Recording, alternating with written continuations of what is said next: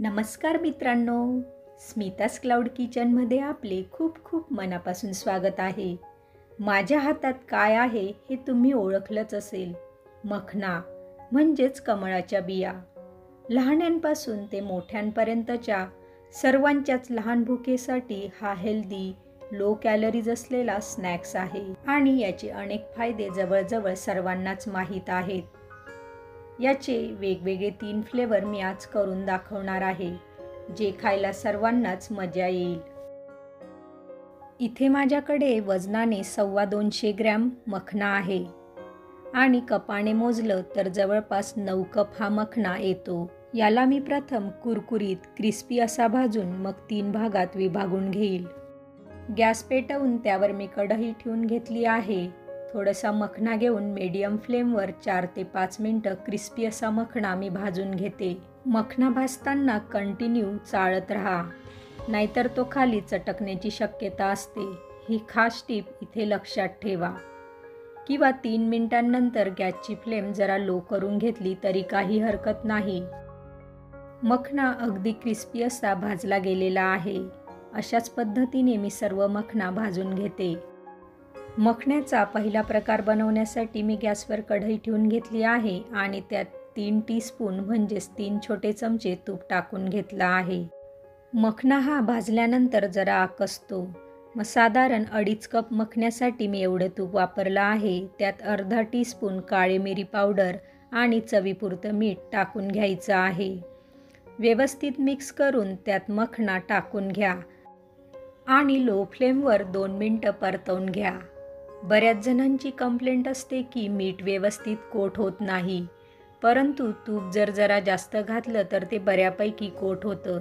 तरीही जरा मीठ खाली राहतं हे मी मान्य करते, म्हणून मीठ घालताना जरा तुम्ही जास्त घाला.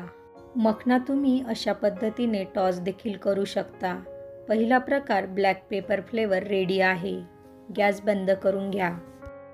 दुसरा फ्लेवर बनवण्यासाठी मी कढईत 2 चमचे तूप टाकून घेतला आहे आणि तेवढ्याच मापाचा मखना देखील टाकून घेतला आहे आणि वरून जवळपास 2.5 स्पून म्हणजेच 2.5 छोटे चमचे पेरी पेरी फ्लेवर असलेला बाजारातील रेडीमेडच मसाला मी टाकून घेतला आहे.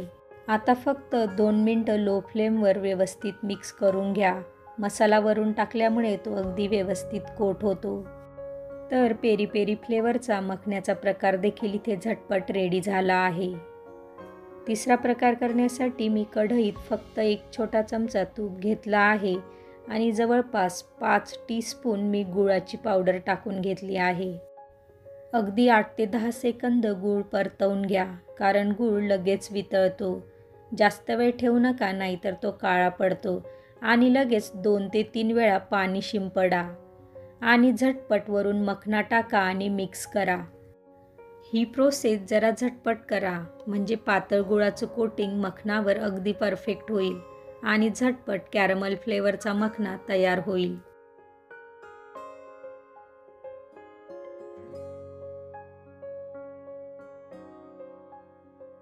मखण्याचे 3 प्रकार अगदी झटपट रेडी झाले आहेत. कॅरमल फ्लेवरचा मखना हा थंड झाल्यानंतर अगदी सहज वेगळा होतो आणि खूप क्रंची देखील येतो. मखण्याचे हे 3 प्रकार थंड झाल्यानंतर मात्र हवाबंद डब्यात किंवा हवाबंद बरणीत भरून घ्या, म्हणजे ते सॉफ्ट पडणार नाहीत. झटपट हेल्दी छोट्या भुकेसाठी स्नॅक्सचा हा प्रकार तुम्हाला आवडला असेल तर माझं चॅनल सबस्क्राईब करून बेल आयकन प्रेस करायला विसरू नका. पुन्हा भेटूया पुढच्या व्हिडिओमध्ये. तोपर्यंत तब्येतीची काळजी घेऊन मस्त खात राहा.